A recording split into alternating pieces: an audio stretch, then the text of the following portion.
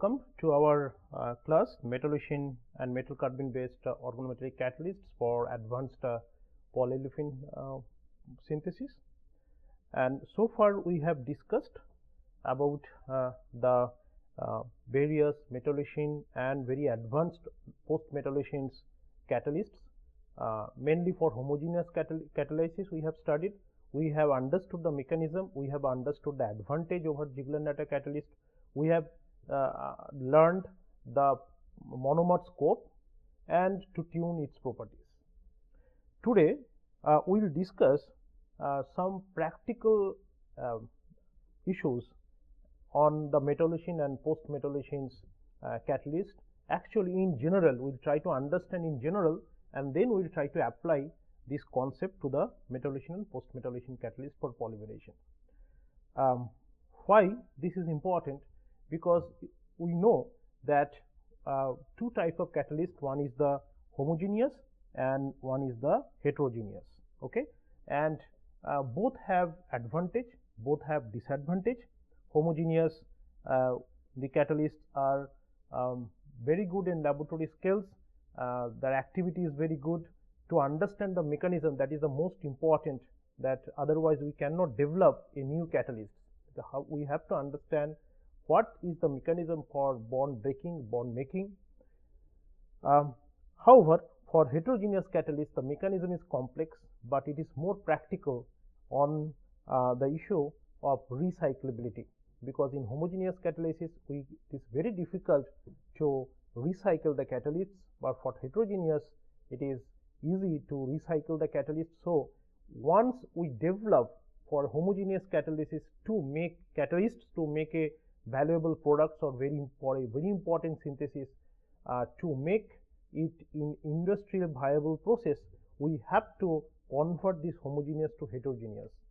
Why it is important, how it can be done, and what are the strategies that will be discussed, along with some very important and industrially important some heterogeneous catalyst. We try to understand how does it work, and then we will try to apply to our the target systems, that is metallocene and post-metallocene. So, let us start. So, the concepts we will cover, that about the heterogeneous, what is the advantage, what is the disadvantage, strategy to make the heterogeneous from homogeneous catalyst system, and how to modify and how to transfer the lab to the industrial technology. Okay, that is very important, because if I want to synthesize in a bulk, we have to consider the cost of the catalyst, otherwise the process will not be viable and not cost effective. So, it is very much important for to make it successful industrial process. So, key points we will know the heterogeneous and supported catalysts, and we will try to know that how it is recyclable, what is the advantage, what is the cost effectiveness, and how important it is, and also try to understand the mechanism and try to understand the difference in mechanism between homogeneous and heterogeneous catalysts. Okay, fine. Now, various process, I am sure you have learnt in your earlier courses, or even some processes are so popular that some heterogeneous supported catalysts which are industrially accepted from the last 5 decades or so are also in a textbook. You have, as example, you know the synthesis of sulfuric acid by V2O5. Okay, all we know.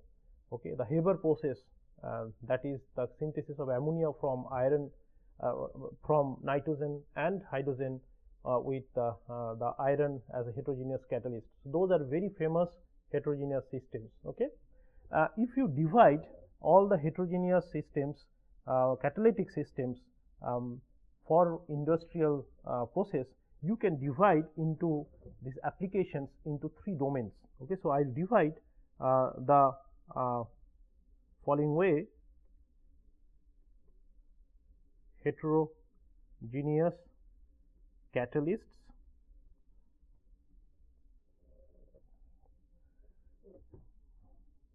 used in three main domains, I mean application domains. Okay, if you consider, if you know any heterogeneous catalyst and you think it, you will see that those will fall at least one or two of these categories.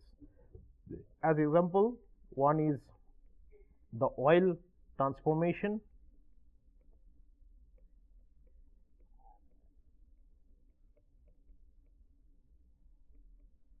to make gas.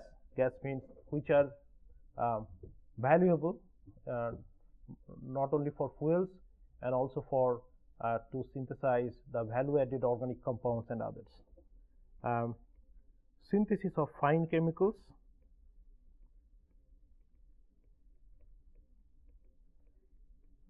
and number 3 is the environmental aspects.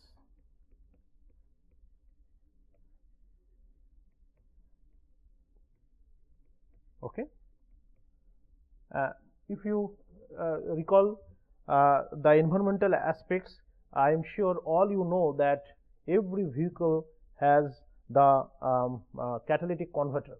Okay, and this what is the function of this catalytic converter is basically to remove or to transfer the toxic gases produced for the incomplete combustion of the fuels. I will discuss in more detail. So these are basically like for to solve the problem of the toxic gases in automobile exhaust system, and also for others like for industrials to solve the problem in industrial flue gases and other aspects of environmental concern. So the supported catalysts, the heterogeneous catalysts are very much used in our daily life. As example, you will see, okay, here in the automobile automobile applications, and all the cars should have a very efficient catalytic converter, otherwise that will not pass the quality check and that cannot run in the market. So these are, I will discuss some of the very basic the difference between the homogeneous heterogeneous before coming to some of the examples of the heterogeneous system. Okay, this is very important to understand that what is the basic difference in the between these two categories of catalysts. Okay, so let's you pick some parameters or issues. Okay, and here I am writing heterogeneous and heterogeneous catalysts, and here I am just writing as a homogeneous catalyst. So we will try to understand in a comparative style so that it is easy to understand. So let's try first, okay, the phase. All we know that for heterogeneous the phase will be not a single phase. Generally it is gas or solid, or sometimes liquid or solid. Okay, and homogeneous catalyst is mainly solution, that means the liquid phase most of the cases, like we do in our laboratory. The normal reactions we all use a solvent, or sometimes we use neat, that is the substrate itself acts as a solvent. Okay, now temperature. Generally for the heterogeneous we need a high temperature, and the homogeneous is generally low temperature, but depending on the substrate, depending on the bond energy, bond dissociation energy of the substrates, and also depend on the catalytic systems. But generally heterogeneous catalyst needs higher temperature most of the cases. Okay, activity. Okay, activity is for heterogeneous lower, and for homogeneous is higher, and reason is obvious, because for the heterogeneous system, the some sites are hindered, so substrate cannot approach easily for the heterogeneous catalyst, because it is supported to some support material. I will discuss what is the supporting materials. So this is disadvantage of heterogeneous. Selectivity, it is less and it is higher for selectivity wise, and for recycling it is very simple and it is very complex for homogeneous catalysts. And also this is due to the simplicity, this is cost effective, and that is the biggest advantage for the heterogeneous catalysts. And similarly, this is very related to the fifth point, that is the separation. Again, it is easy, and for the homogeneous catalysis it is very difficult, because the phase is same. So it is very difficult to separate the catalyst after the reaction. So it's very difficult to reuse the catalyst again. So that is one of the very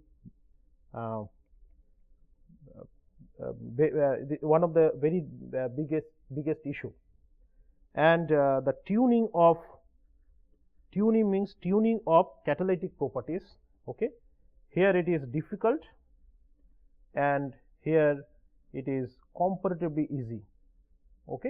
So here you can see from this, these are the many other points are there, but here you will see for heterogeneous catalysts, the temperature is generally higher, activity is low, selectivity is less, and tuning is difficult.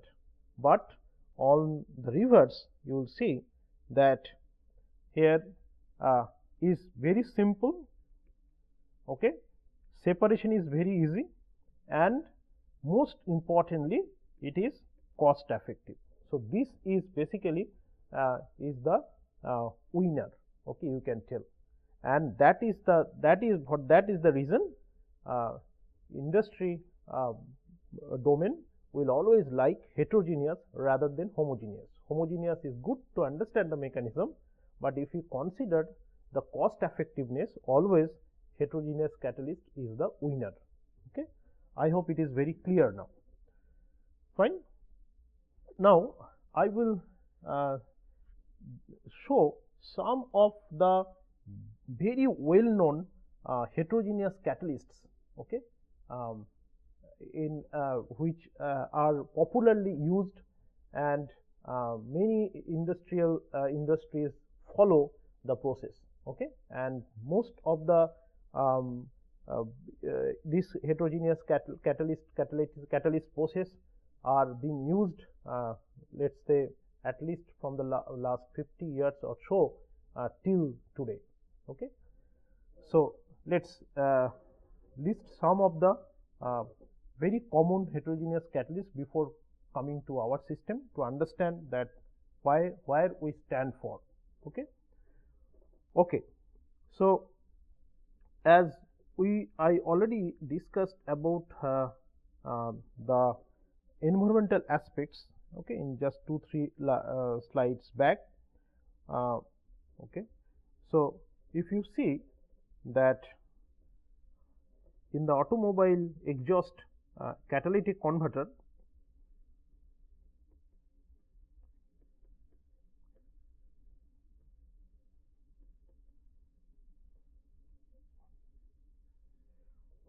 I don't know how many of you have seen it, but it is actually like this one, like a flat like that, and this actually here the emitted toxic gas, okay, as example like hydrocarbon, carbon monoxide, okay, and the NOx, maybe NO or maybe NO2, okay, and these then convert to less toxic or non-toxic gases, as example, okay, the nitrogen, okay, water and carbon dioxide, okay. And here you will see that we use some catalyst chamber here. So, this is basically nothing but a catalyst chamber, and generally it has a two part, okay. One is, let us say, part A,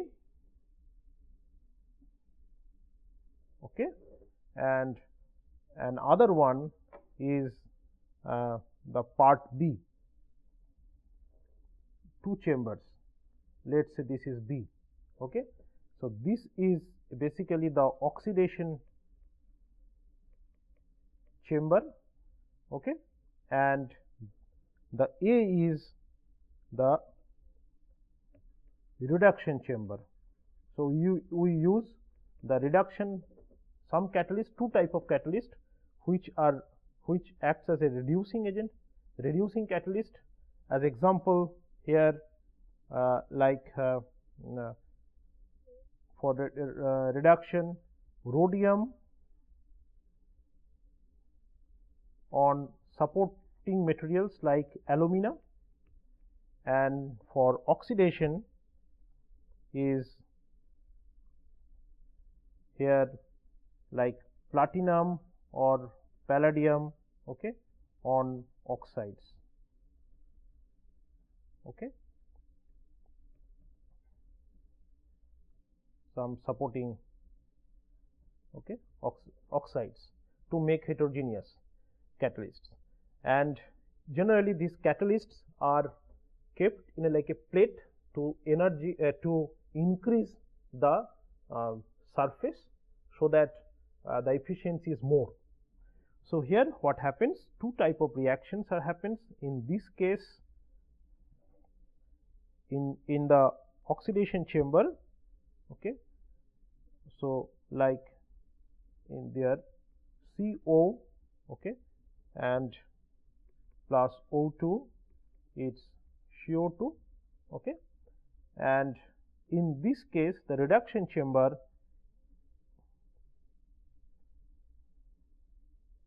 NO and plus here what happened, the N2 plus O2 or NO2, okay, and N2 plus O2, okay, like that. And how does it form that? So, NO or NO2 is basically the this form due to the partial or incomplete combustion of fuels in nitrogen containing atmosphere, because we know that we have already around 78% nitrogen. So, due to that one, and those are in that NOx is sometimes called NOx, those are really toxic, okay. So, we have to remove or we have to convert this toxic to the non-toxic or less toxic gases. So, you see that these are one of the example which are used, okay, in and we are very familiar on that one, okay. If you are if you are very interested, you can check in any car that there will be this kind of a flat, okay, the chamber will be there. This is nothing but a catalytic converter, and this is just before your final exhaust tube of the automobile, okay. So, this is your outlet, and this is the inlet from the engine combustion, okay, fine. So, you will see that this is how we use the heterogeneous system in our very common uses. Okay. Now, for industrial, okay, we use the oil cracking, which used in petroleum industries, and in this case we use a catalyst called zeolites. This is also very famous, and I am sure you have read this in even in school level. You are familiar with this term, okay, and the zeolites, and also in your previous courses. And this is nothing but a crystalline, okay, aluminosilicates. I will not go in detail about the structure. I just want to mention some of the very famous heterogeneous catalysts. Okay. Then the oil reforming, okay, and production of aromatic compounds, value added aromatic compounds, okay, and here we use platinum, okay, or platinum rhenium alloy, okay, on again the alumina Al2O3. We will discuss later how we make the supported catalysts. Okay. Okay. Now, next one I will give a very famous example. Okay, all you have know the water gas shift reaction, WGS. This is in nothing but to transfer the carbon monoxide to carbon dioxide, and carbon dioxide is basically can act as a precursor compound for many value added organic compounds. What are the reactions?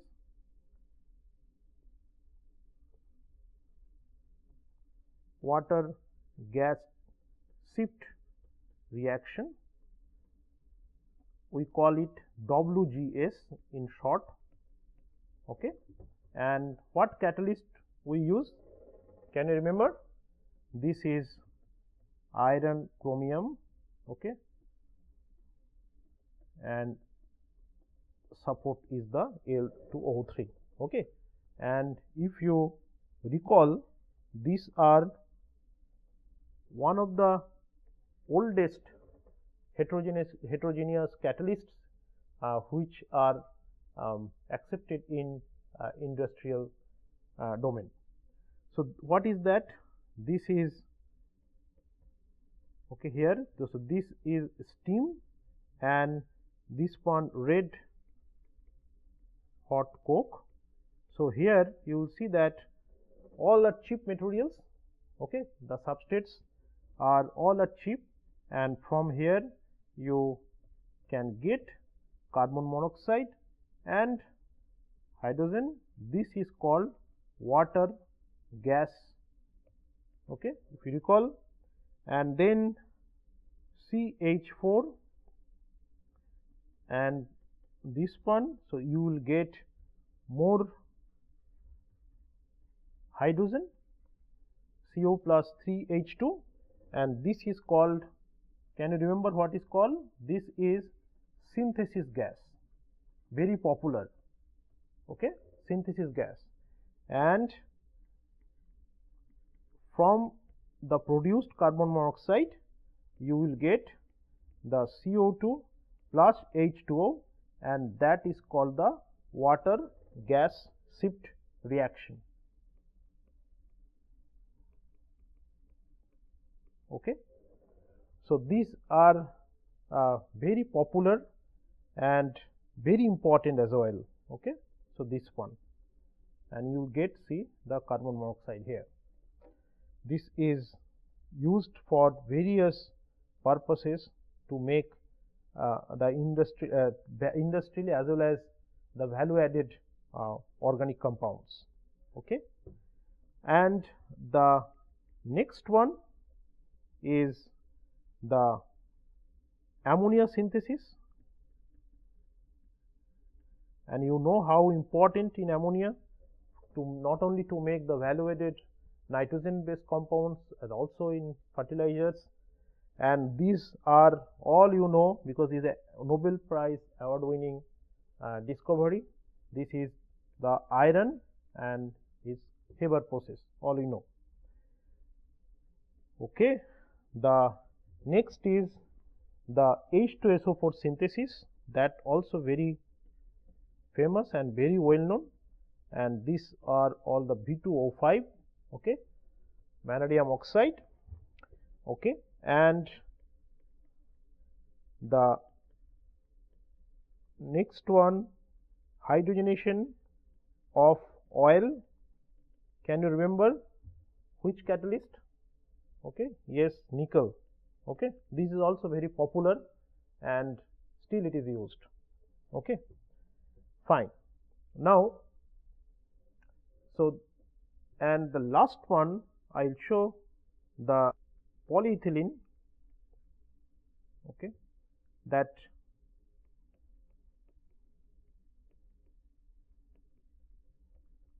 okay, and this is chromium oxide, okay, and on silica. Okay, it is, if you remember, this is nothing but Phillips catalyst. I will discuss how does it work and how we can support this chromium oxide to the silica. Okay, so here you will see that this kind of yeah, obviously the another one in polymerations. Okay, again the polyethylene, okay, is the Ziegler-Natta catalyst. So all we know now that Ziegler-Natta, about the Ziegler-Natta, the how does it work, okay, what is the advantage, what is the beauty of this Ziegler-Natta catalyst. So Ziegler-Natta catalyst is also heterogeneous catalysts for polyethylene synthesis. Okay, so these are some examples, not a complete list, just to understand about the position of the heterogeneous catalyst in industries, okay, and in the real life applications. So it's actually used, okay, the in catalyst. Now question is that how does it work, okay, heterogeneous catalyst.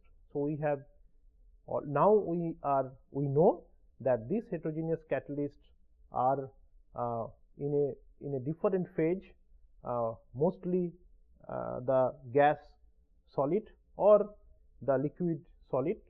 So how does it work? There is a basic, although the concept is same, the catalyst that we have already discussed about the catalysis, that how does it work. If you remember, in our previous classes we discussed that what is a catalysis reaction and what happens in presence of catalysts.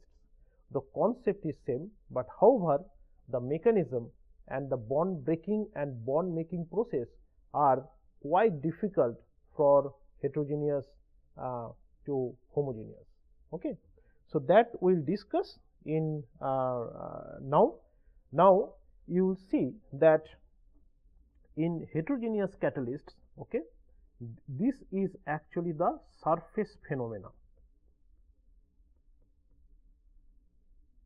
Okay,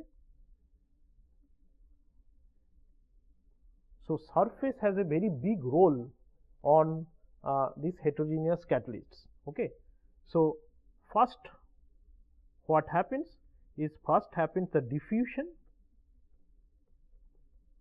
of substrate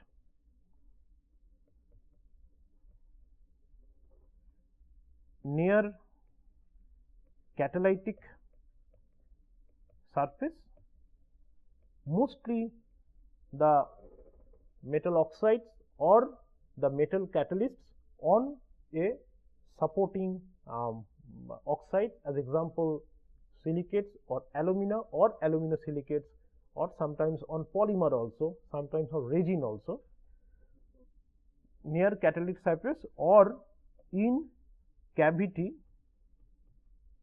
of porous catalysts. Now these are also very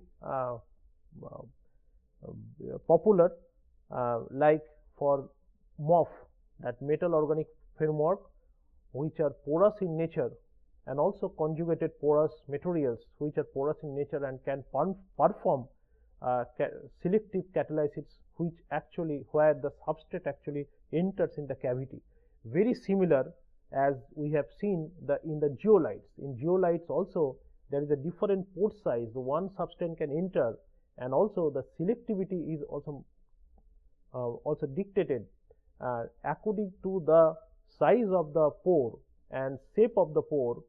Different selectivity we can get it. As example, for alkylation, if generally for in zeolites we get the linear alkanes, okay, or if you get a aromatic substituted aromatic, we generally get the para substituted rather than meta or ortho. Okay, so this kind of selectivity is also possible for the porous catalyst systems. Okay, now next is, so first is the diffusion of substrates near the catalytic surface, okay, or in the cavity. Now next is the physical adsorption, okay, and next step is the chemical reaction.